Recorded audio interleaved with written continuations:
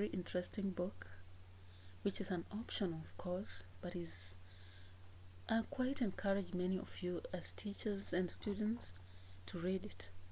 This is a historical book. It's covering a lot about the World War, and the writer Kazuo Ishiguro, when I saw that name for the first time, I believed he was just a Kenyan like me, only to read and realize it's a Japanese. So Kazuo Ishiguro was born in Nagasaki, which many of us might have information about, especially if you took history and read about world wars. So Kazuo Ishiguro was born in Nagasaki, Japan in 1954, and the family later moved to England when he was just 5 years old. They came back to Japan 29 years later. That means he was possibly roughly 33. Yeah, so Ishiguro grew up under the care of a traditionally best Japanese mother. Hence, she really influenced him a lot, in his writing. A traditional mother would talk about your own culture, much of how people get engaged, how they marry, how parents take care of their children, the religious aspects of that, a society itself and the expectations. So Kazuo read a number of Japanese novels and comics that connect him to the Japanese heritage. Yeah, so the heritage itself was deep into him after reading such a number of books from his own society. Therefore, at that point, he was able to see the difference between what the Western world is and the Japanese society is. Remember, he was growing in this world, and he was a dual kind of citizen.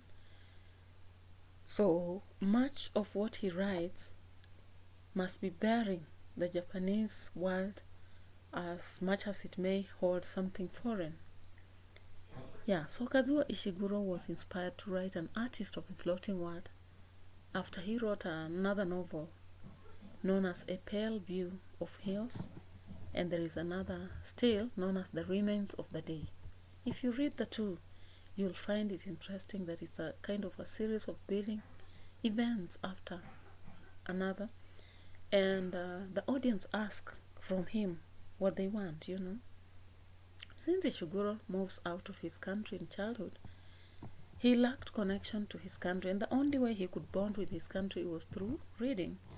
Yeah, so generally the novel reflects Ishiguro's personal feelings of what Japanese heritage is and the fictional reflection of his sense of identity as presented through a youthful reconstruction of an imagined Japan. Yeah, he takes a character known as Ichiro, just a young boy who has a cowboy obsession, that is American culture. And it emerges out that it is possibly the fascination that the writer has with cowboys during his youth. Yeah, so when we go to the synopsis, this is what I can tell you. An Artist of the Floating World, written in 1986, is a novel that Kazuo authored. The book was published in 1986 by a company or a publishing firm known as Faber and Faber. Its setting thus revolves around the post-World War II Japan. The story takes 4 different times, namely October 1948, April 1949, November 1949, and June 1950. The novel centers around the elderly Masuji Ono, an aging painter who reflects on his life and how he spent it. He remembers his once great reputation that has now faltered since the war, and there is a change of attitude that people now hold towards him and what paintings he makes. The main conflict is that there is need for Ono to accept responsibility for his past actions rendered politically during the time war began. So it's a post-war situation. So he's suspected to have caused this war in one way or another. The novel ends with the narrator expressing goodwill for the young white-collar workers on the streets at lunch break. The novel, too, covers the role of people in a rapidly changing political situation and with the assumption of denial of guilt.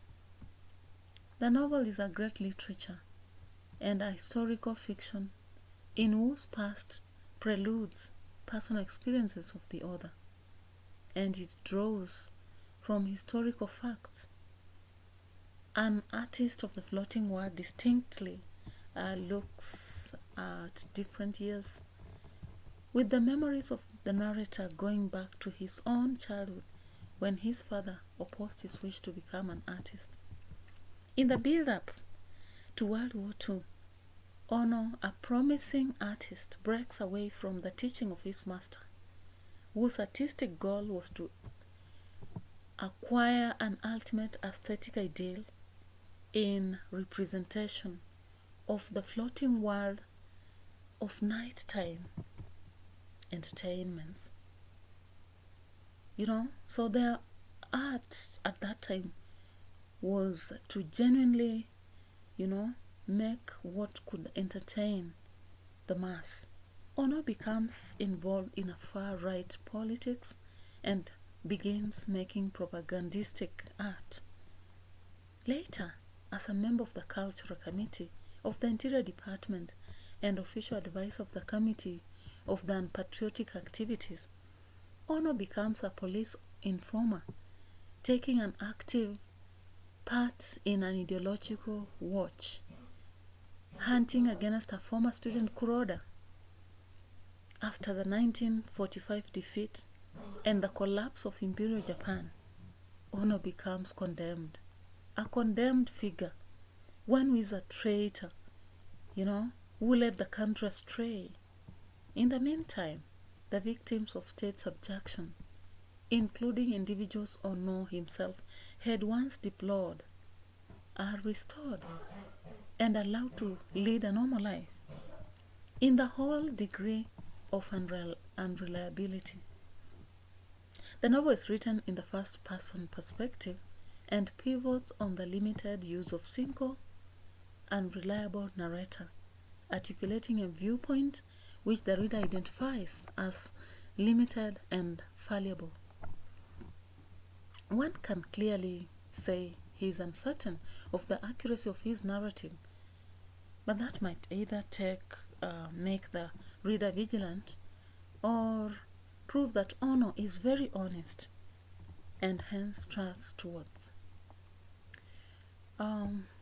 Looking at the self-image of Ono at this point, he expresses his narrative in an immensely different way from what the reader builds of him while reading the narrative.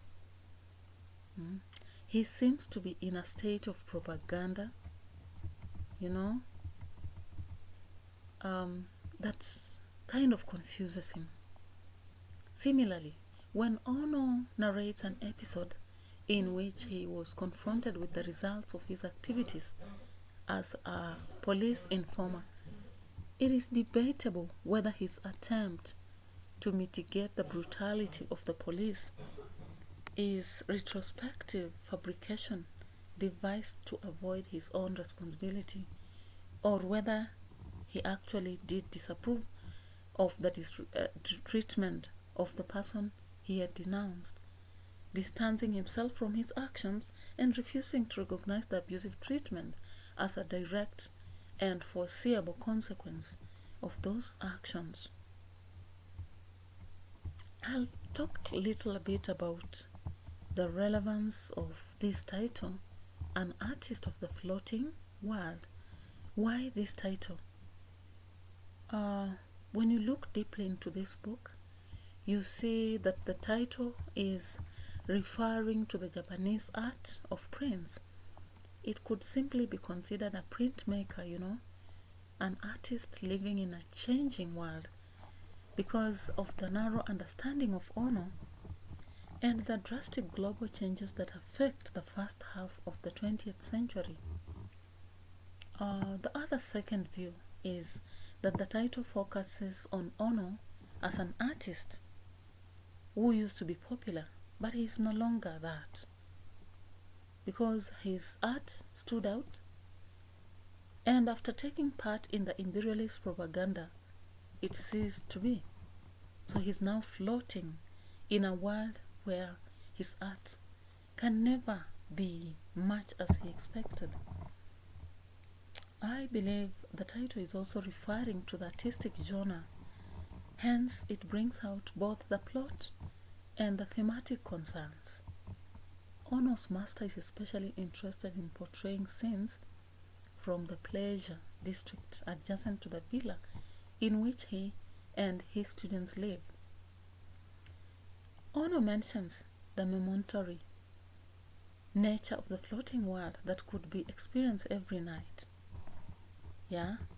His master could experiment with innovative arts, Western style of painting practices, eliminate the hard black outlining that was considered more traditional,